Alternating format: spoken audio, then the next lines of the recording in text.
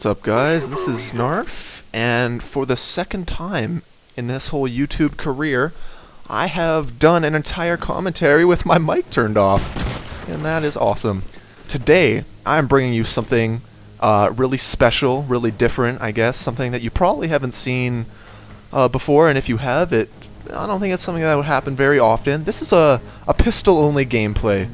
My friend challenged me to do a pistol-only gameplay, and I am trying to give you more exciting gameplay, maybe something you haven't seen before, because I feel like everything in the Call of Duty series has really been, I don't know, drained as much as it could possibly be drained.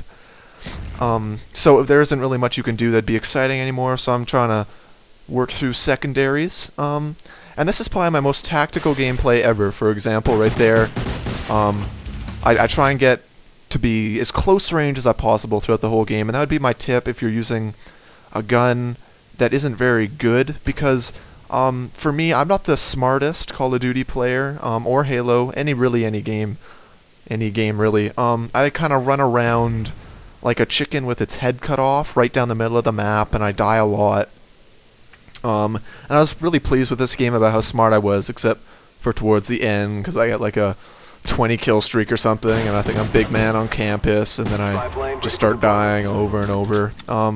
Final score of this game is 28-7. And yeah, and this guy just disappears. Maybe he didn't see me, I don't know. Really freaked me out for a while. So yeah, this whole game, I try and get really close to people, like there. It's kind of hard, seeing as that guy was using the shotgun. I think he killed me right off the start, actually.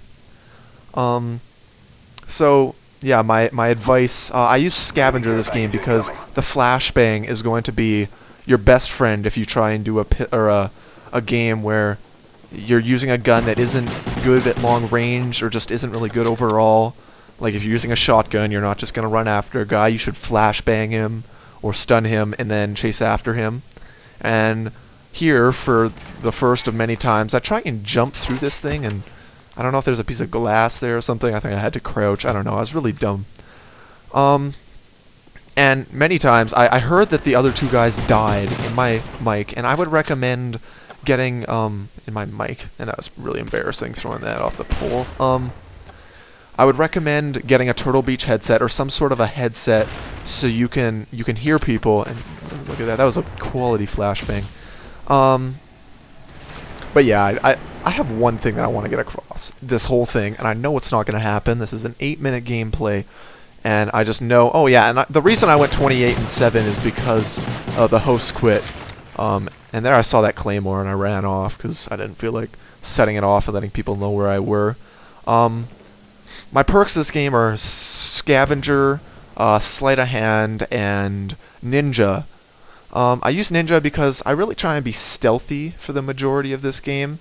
And there I heard someone, or saw someone die over there, so I flashbanged to make sure that I wasn't going to get jumped from the behind, like I just about did. I spent a lot of this game on the run, I guess, like from people that are camping out there and like that. And this is one of the few times I'm very angry. I call on my Blackbird, and it gets counter spy plane. That's very aggravating. That happens very rarely. It's a really good tactic if you want to use counter spy plane against if you're in a game and someone just did really well and they had the Blackbird, and there I ran off because I obviously wasn't gonna outgun him because I had the pistol and he was using an assault rifle. So yeah, you know, I'm really not gonna get my point across. I don't even know if I should even try. See here, I hear the guy behind me in the staircase. So if you don't have a Turtle Beach headset, or Astros, I guess they're called, or Tritons, there's many different kinds. I would absolutely recommend getting them because they're probably the most useful thing you can have in a Call of Duty game. So the thing I wanted to talk about today was the thought of real-life superheroes. And if you can't tell, I'm trying to sound a little more exciting because my friend said that I sounded really bored when I was doing my commentaries. So I'm trying to sound a little more upbeat. I'm sure I'm failing. I'm sure I just sound like a freaking crack addict. I don't know how that flashbang didn't get that guy. I actually kind of thought my dog got it. It was just chilling up there or something. I don't know. My brain doesn't work very well. So the concept of a real life superhero, not like Superman or Spider-Man, that's dumb, but people who, like, they say that people can tell the future, and I don't believe that. I think that that's kind of a load of crap, I guess. But okay, I have a story before I start rambling, which I already am, so that's not before. Shut up, Cole. I work at a golf course in the kitchen, and I have a 49-year-old Vietnamese friend named Simon Poon, and there, flashbang, I'm telling you, that's where it's at. Simon, oh man, I just use his last name. Please don't go sending him naughty messages on Facebook or something. Oh no, you're gonna do that, because, okay. I don't even remember what I was talking about. And that was bad. I should have just ran off there, because he knew where I was, because I shot at the radar. Luckily, he didn't have the brain power to comprehend what was happening. And I definitely shouldn't have ran up there. Okay. Okay, so 2 years ago, I was working at the golf course, and to make nacho chips, you put them in the deep fryer, and the deep fryer is a big thing. And I'm just gonna talk this out, try and explain what it looks like. In front of me would be a deep fryer. It's big, about a meter wide, I guess, and then to the left of me would be an oven, which is taller. It'd be higher than the deep fryer. And this is a really sick play. I get this one guy, and then I had that one guy stunned because I knew that there was two, and I get him down, and that was probably the most exciting part of this game. Oh god. Oh, I thought it stopped. And I was making nachos, and God, there I struggle again. Making nachos. God, I'm really bad at this today for some reason, although I guess I'm bad every time.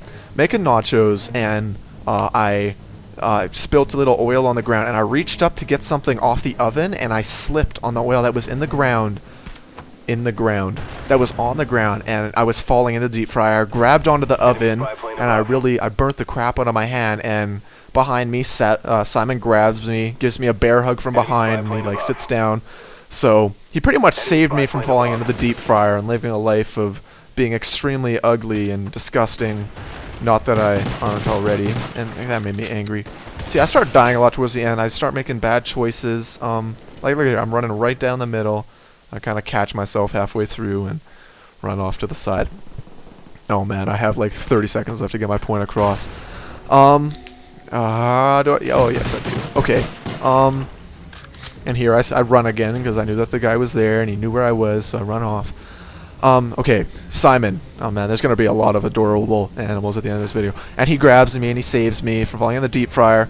And the other day, I was back at work and I was cutting meat for a wedding or something, and one of the ladies in the buffet line slips, and she's falling, and Simon just happened to be behind her, and he grabbed her and he stopped her from falling. And I don't know, I thought that was weird. It's obviously probably just a coincidence that he happened to be behind me when I was falling and her when she was falling. But the video's over. If you, I don't know, if you have any sort of, try and think about it, if anything like that's ever happened to you before, where you think someone seems to always be in the right place at the right time, doing things that are for themselves, like winning the lottery. I don't think that counts.